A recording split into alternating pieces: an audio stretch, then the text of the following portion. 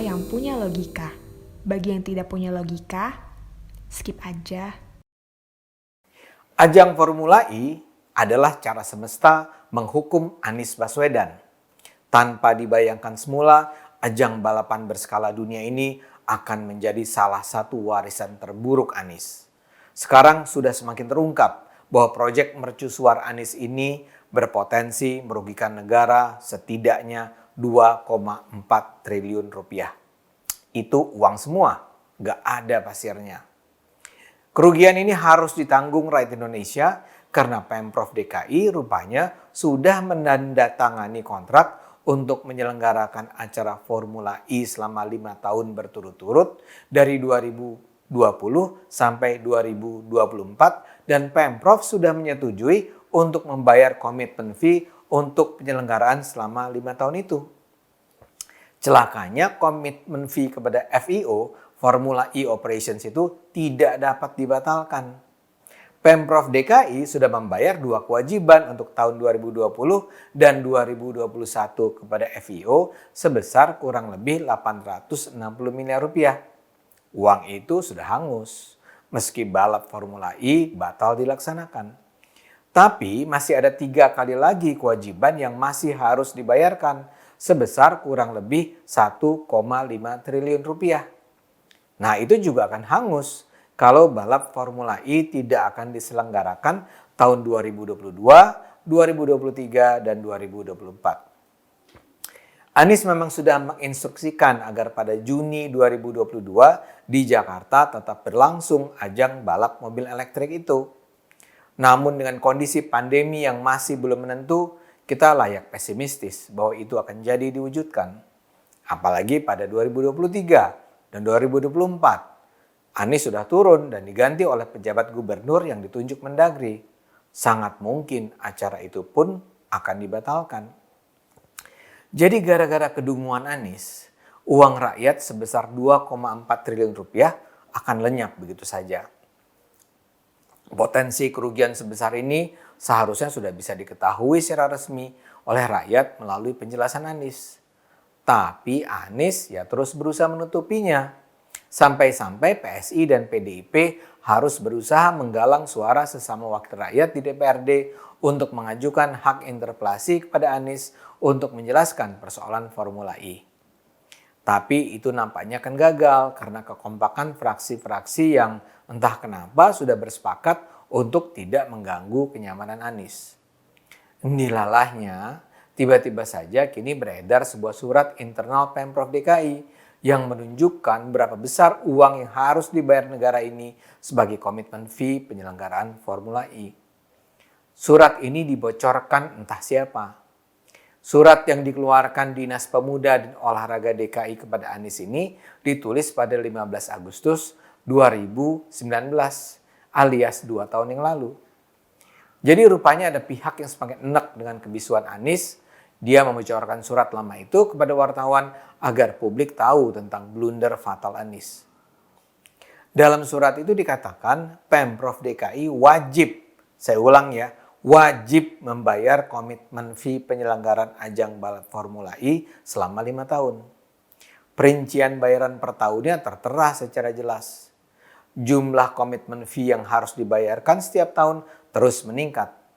20 juta pound sterling untuk event pada 2020, lantas naik jadi 22 juta pound sterling pada 2021, naik lagi menjadi 24 juta pound sterling pada 2022, lantas jadi 26 juta pada 2023, dan 29 juta pada 2024. Seperti dikatakan di awal, totalnya selama 5 tahun itu Pemprov harus membayar sekitar 122 juta pound sterling alias 2,4 triliun rupiah.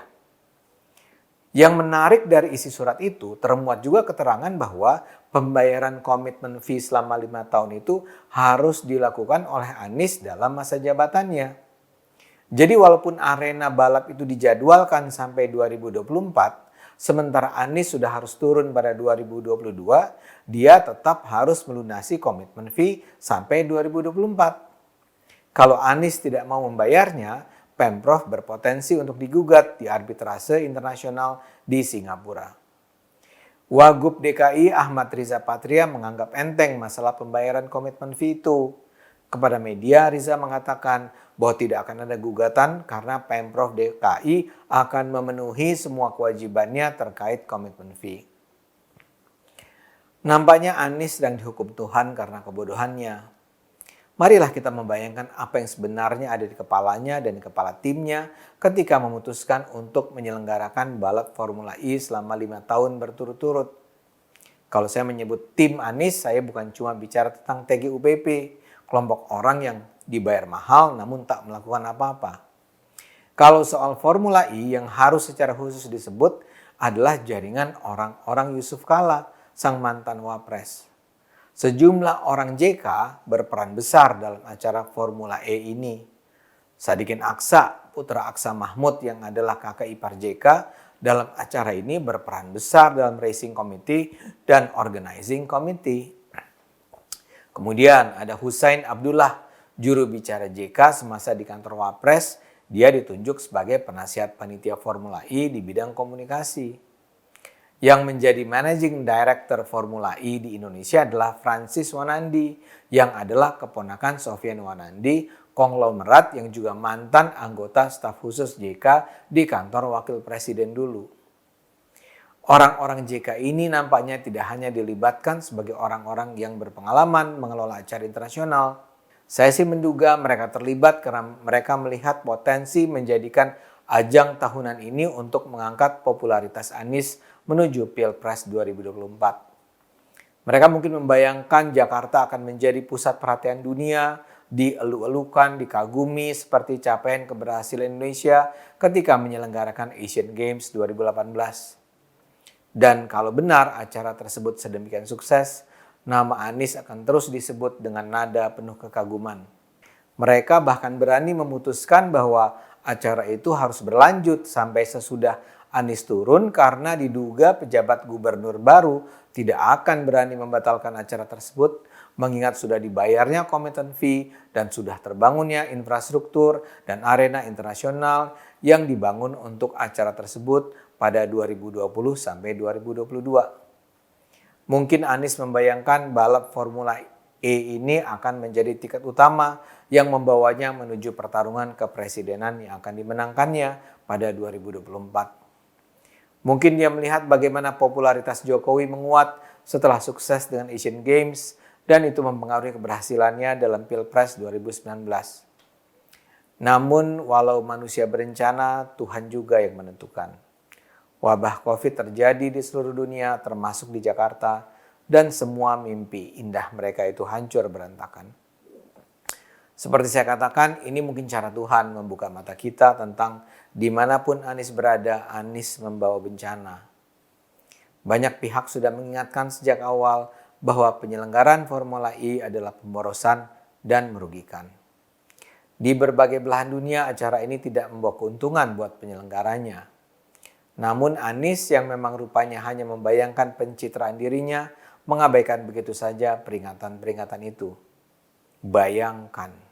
Dia menaikkan kontrak untuk 5 tahun. Anies sadar bahwa APBD Jakarta akan mampu menutupi biaya itu. APBD DKI memang fantastis. APBD DKI tahun 2020 saja mencapai 87 triliun rupiah. Jadi buat pemimpin tidak bertanggung jawab seperti Anies, kerugian 2 triliunan rupiah akibat Formula E bukanlah hal yang harus dipikirkan serius. Karena itu walaupun untuk penyelenggaraannya Pemprov DKI melibatkan Jakpro, perusahaan itu sama sekali tidak diwajibkan mencari dana di luar APBD. Semua biaya ditanggung uang rakyat. Kalau berhasil nama Anies akan menjulang, kalau merugi toh yang dipakai adalah uang rakyat. Tapi kini cerita menjadi lain. Mengingat kondisi yang ada, balap Formula E nampaknya tidak akan pernah diselenggarakan di Jakarta. Dan pada akhirnya Formula E akan kembali menjadi contoh berikutnya tentang betapa buruknya kepemimpinan Anies Baswedan. Karena itu mari terus kita gunakan akal sehat, karena hanya kalau kita gunakan akal sehat, bangsa ini akan selamat.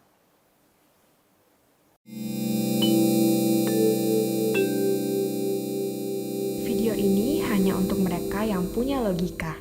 Bagi yang tidak punya logika, skip aja.